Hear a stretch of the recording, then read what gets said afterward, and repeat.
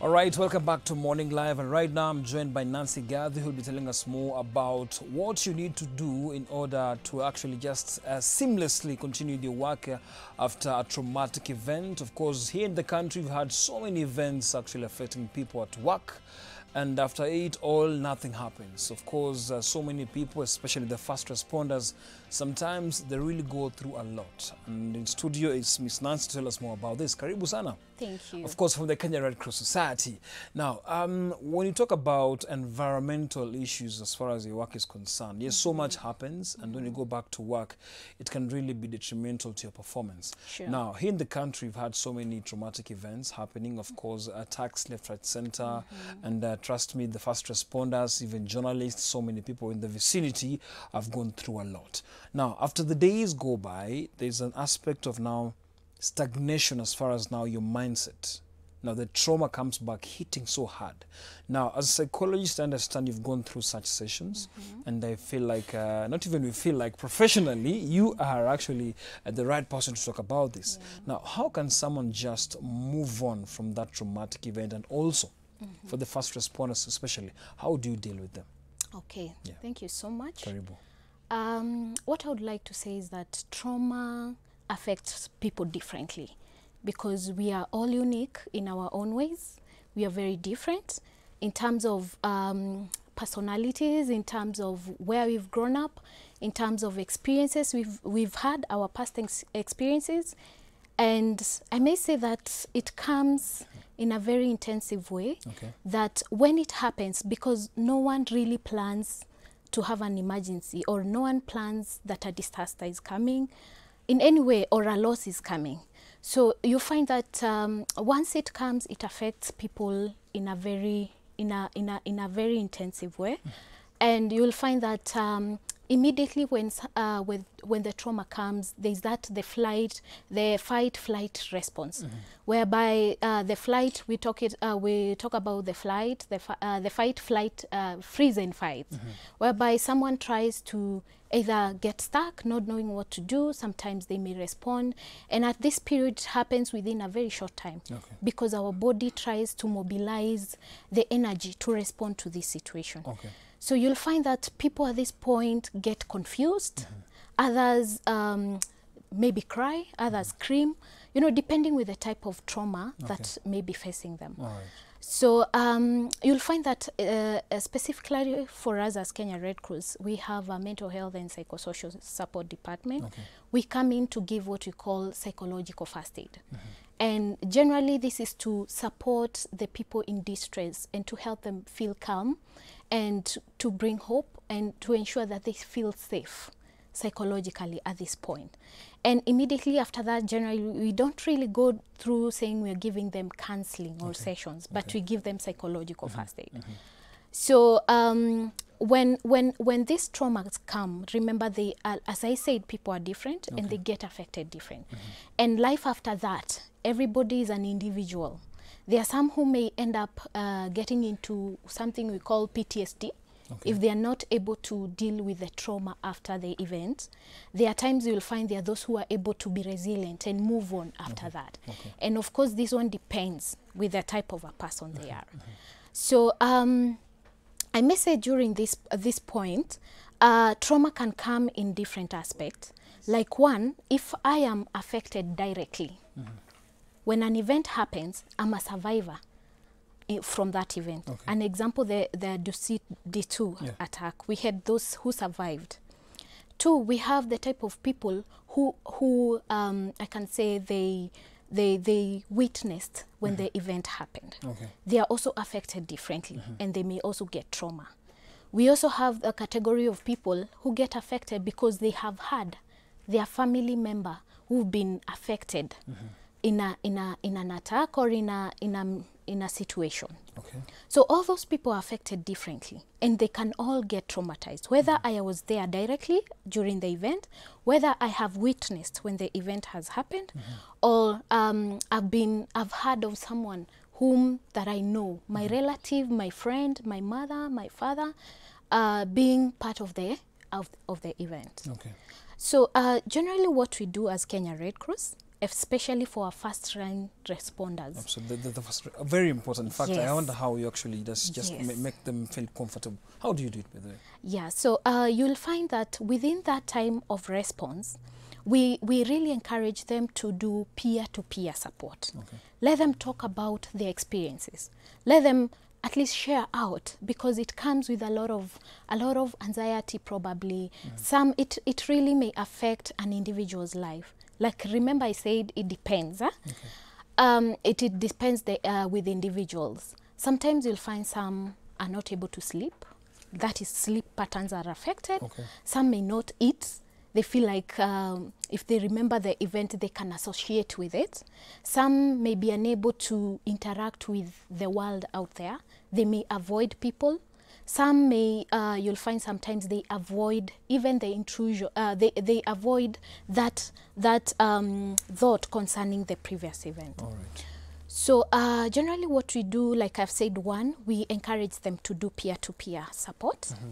Then two, we organize for sessions, psychological first aid sessions, whereby we are able to invite our other professional psychologists from outside. Okay.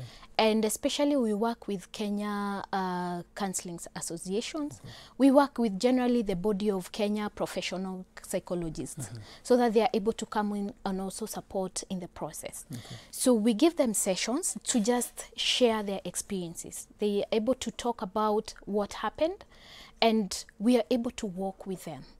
So during these sessions, the psychologists and counselors are able to identify individuals who really feel they have adverse distress, or they really are going through the issues that they feel they may need individual sessions. Okay. Okay. And we really encourage them to get the sessions so that they are able to cope or build their resilience after that.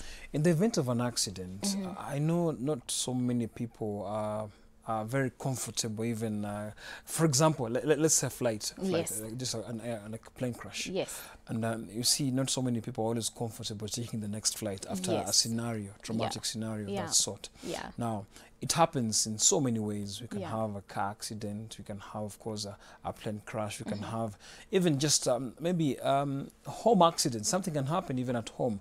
Then you're afraid, that there's that fear of going to actually to repeat the same thing. Now, of course, it comes down to once bitten, twice shy, literally. Sure. Now, how do you manage to talk to such people that indeed it crashed, yes, you are the passenger, but it's still safe to fly? So how do you manage to actually convince these people that, hey, it's never that serious, you can still do it, it's an accident, and please cool down? Yeah, I'll still go back and say people are different. And you'll find that for some people to easily cope or return back to normalcy after that incident, it really depends with an individual. And you will find that there are those who can easily, we can say for some few days they can be in acute, we call it acute stress disorder, whereby they are just at some point distressed due to the event. Okay. But there are those after being supported and even they have their own ability to cope and move on. And others go through the resilient program, so that they are able to easily cope and move on. And there are some you'll find that due to various reasons or underlying issues, they may not easily come out and move on. So we really try and do the psychological first aid sessions. At some point, we also give the counseling individual one-on-one sessions. And at some point, someone may get stuck from moving on because they blame themselves. They feel guilty. I blame myself because I felt, what if I could have done something better than I did? Okay. Some feel like guilty because they felt, I wish I was there on time before that, the niche of that of the event. And going through these blame games, feeling guilty, we try to help them identify and get to know that it was not their fault. And what they did their best. And enhance their capacity to know that despite what happened, they need to know that there is life ahead. Okay. And two, we build their resilience so that in case something else occurs, something of the sort. Are they able to deal with it, or will they get stuck? So it's about personal development. It's about building their psychological capacity, because once an event has happened, it doesn't mean that it may not occur again. Sometimes it may reoccur. Okay. And we just try to help them realize, am I in a position to really respond to an event that eventually, if it may really come back again. So they go through counseling sessions, even life skills sessions, and also training them more on the psychological first aid. Okay. And also trying to help them also have the peer-to-peer support, which is very key. And also family support. If you realize that the nature of my job involves a lot of risks, how is your family coming in to support you? If you're a young person, how are you able to get support from your mother, from your father, from your sister, or from your brother? Are you able to talk to them concerning what happened to you, and they're able to give you support? Sure. Family support is very key, because it helps in the healing process. Okay. So that you don't get in an event, then you go home and you're all alone. Yeah. You don't have someone to talk to.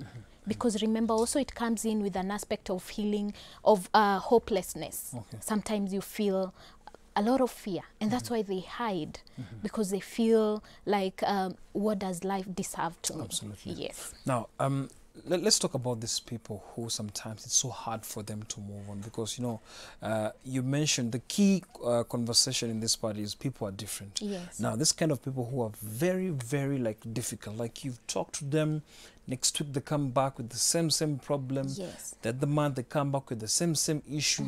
So it's kind of very chronic in them. So how do you get to talk to such people? What we actually do, there are cases that we feel some interventions have been done, and they have not been able to cope. And we really encourage for a psychological assessment test, or something we call psychometric assessment, whereby we are specifically trying to identify, could it be that this person has already gone to what we call post-traumatic stress disorder? And this comes in by even referral and review to psychiatry review, because you'll find if it causes adverse psychological distress, that shows there need to be further interventions to be done. As far as we are doing more of psychotherapies, for example, we do a lot on cognitive behavioral therapy. That is one of an approach that we use just to help them deal with their thought processes and try to reconstruct their thinking process, so that they are able to try and adapt to positive thoughts. And you know how it connects with our thoughts, goes back to even our feelings and our behavior. So we're able to give them psychotherapy sessions on cognitive behavioral therapy, just to reconstruct their negative thoughts. And at the same time, if the case, after all the therapy sessions and an assessment, you find that the case really needs further review, that's how now we refer, just to ensure this person needs further psychological interventions. There could be other underlying disorders, or underlying, you may realize probably somebody had anxiety, but they didn't know that they had anxiety until there was a trigger that made them now to come out and react how they are reacting. So, and that's how I say it really needs a lot of focus. Now, for the people out there who are watching right now and wondering, how can I actually reach the Kenya Red Cross team in terms of now being sorted out as far as now the counseling is concerned, which I believe is for free, is it? Yes. Absolutely. Now, how can they go about this? Okay. First, I would like to say that we have a toll-free line, 1199. 1199. Yes. 1199. Yes, 1199. Anytime you call that through that toll-free number, there is always a counselor. And you may 24 hours? Yes, 24 hours. And you may request to talk to a counselor. And what exactly we do at the center, the call center, we give psychological first aid. And 2, we refer, depending with the issues that are coming. And 3, we also do counseling. and we do follow-up of the cases that come in our center. So we really encourage people, you know, sometimes it may be at night, you feel you want to talk to someone concerning an issue that it's really bugging you down. So we encourage, you can call 1199. There's a counselor who will be ready and willing to listen to you and also help you to have a way forward out of the issues that you may be facing. Okay. Yes. From the call history you've had at the center, have we had like a back-to-back success stories? What can you tell us about the history? One case that I know is we had a case whereby a lady who has been previously lost the husband, and it was really distressful for the lady, and she could not really cope back because she was left with 2 kids, and initially she was not working. So we did a lot of follow-up with this lady. We even went to do home visit to this, because the case where the lady was going up to was suicidal. And we were concerned, and because she didn't have ability to pay for her sessions in to refer to other psychologists, and because other places you'll find their charges. So what we tried to do is to get one of our psychologists to go back and do I can talk about an assessment, so that you're able to see the level an individual is at. And so you even paid for her session and everything? Actually, as Red Cross, we just came in because we felt that it's case a severe really... case, actually. Yes. And we've worked with this lady, and you know, building their resilience and that capacity to even ensure that they are bouncing back to normalcy, because 2 children are depending on her. She's not able to cope. Just in the house, she's seated. She's not able to do her daily, you know, they cannot function normally. We tried even to mobilize family support so that they are aware of what exactly she's going through, and they are able to support her to move on. And currently, I'm happy because she's already in business and doing something for her life. Interesting. Yes. Interesting. Thank you very much, Nancy, for coming to the studio. Thank you. And for the viewer out there, if you need any issue, and of course, if you need any advice on any issue you're actually encountering, please, 1199 is the number you can call anytime, 24 hours. You'll be sorted out with anything. All the counselors are there, but not for other talks, but just 1199. You'll be sorted out with those issues affecting you psychologically. That's it from the team, and of course we'll be happy to have you here next time, and thank you so much for maybe giving us that detailed maybe psychological effects that happen to people, and see you soon again. Thank you. My name is Nick Mudimba. Miss Joyce Omondi Wahiga will be coming in next with Full Circle, so stay tuned.